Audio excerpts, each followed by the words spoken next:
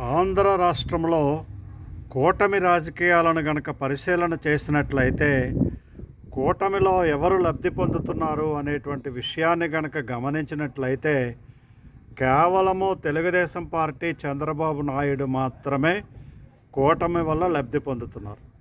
చాలామందికి తెలుసు అసలు కూటమిలో టీడీపీ లేకపోతే బీజేపీకి జనసేనకు జవసత్వాలు ఎక్కడవి అని ప్రశ్నించే వాళ్ళు ఉన్నారు.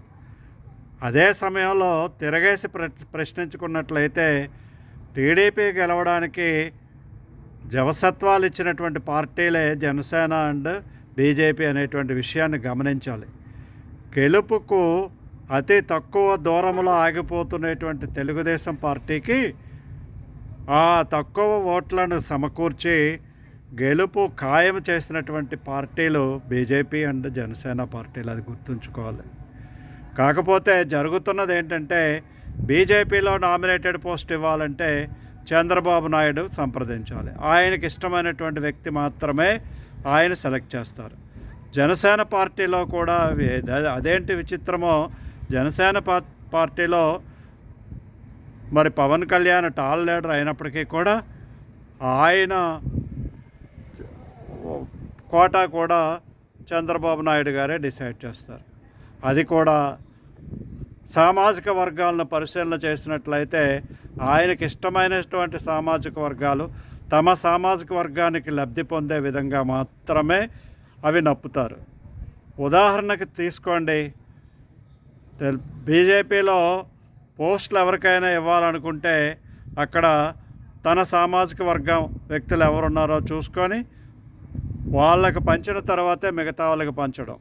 అదేవిధంగా జనసేనలో తన సామాజిక వర్గం తెలుగుదేశం పార్టీ సామాజిక వర్గానికి చెందినటువంటి వ్యక్తులకు మాత్రమే మంత్రి పదవులు ఇచ్చే విధంగా లేదా రాజ్యసభ సర్దే విధంగా చూస్తుంటారు. ఇప్పుడు రాజ్యసభకు ఖాళీ అవుతున్నటువంటి సీటు కూడా వాళ్ళ సామాజిక వర్గానికే ఇవ్వడానికి చూస్తున్నారు. అంటే రేపొద్దుట కూటమి విచ్ఛిన్నం అయిపోయినప్పటికీ కూడా వీళ్ళందరూ కూడా టీడీపీ దగ్గరే ఉంటారు. భారతీయ జనతా పార్టీ విషయం మరీ దరిద్రంగా ఉంది. అక్కడ కైకలూరు నుంచి ఎన్నికైనటువంటి శ్రీనివాసరావు కానీ, విజయవాడ నుంచి ఎన్నికైనటువంటి సుజనా చౌదరి కానీ, అనకాపల్లి నుంచి ఎన్నికైనటువంటి రమేష్ కానీ వీళ్ళందరూ కూడా తెలుగుదేశం పార్టీ వాళ్ళే. ఇప్పుడు మంత్రివర్గంలో మంత్రి స్థానం కల్పించినటువంటి సత్యరాజ్ కుమార్ ఎవరతను? అతను సామాజిక వర్గం కాకపోయినా అతను సామాజిక వర్గం కోసం మాత్రమే పనిచేసేటువంటి వ్యక్తి. వెంకయ్యనాయుడు పిఏ, అతనికి బీజేపీ నుంచి తీసుకొని వచ్చి మంత్రి పదవి ఇచ్చారు. అంటే తనకు అనుకూలం కానటువంటి వాళ్ళు ఎవరికి కూడా దగ్గరికి చేరనివ్వరు. రేపు రాబోతున్నటువంటి అన్నిటిలో కూడా చంద్రబాబు పెత్తనమే చలాయిస్తూ ఉంటారు. ఇంతటి దుర్మార్గం అతను ఇంకా ఇంత ఏజ్ వచ్చినప్పటికీ కూడా మిగతా పార్టీల విషయంలో కూడా రాజకీయ చతురతను చూపించి ఆ దురంధరతనాన్ని చూపించి దుర్మార్గపు బుద్ధితో వాళ్ళ నుండి కూడా వీళ్ళు మాత్రమే ఉండాలి అని తీసుకురావడం అనేటువంటిది చాలా దురదృష్టకరం. కొంతకాలం ఇంతవరకు కాలంలో ఉండేటువంటి శాసనసభకు వెళ్ళినప్పుడు వాళ్ళతో పొత్తులో ఉన్నప్పుడు అక్కడ ఇంద్రసేనారెడ్డి బీజేపీ ప్రతిపక్ష నాయకుడిగా ఉంటే, హరిబాబు ఉపనాయకుడిగా ఉంటే అతడు హరిబాబుకి ఎక్కువ ప్రాధాన్యత ఇచ్చినటువంటి విషయాన్ని మనం గమనించే ఉంటాం. అంతేకాదు బీజేపీ వర్గాల్లో హరిబాబును నాయకుని చేయమని చెప్పి ఒత్తిడి తెచ్చినటువంటి సందర్భం కూడా లేకపోలేదు నాకు తెలిసి.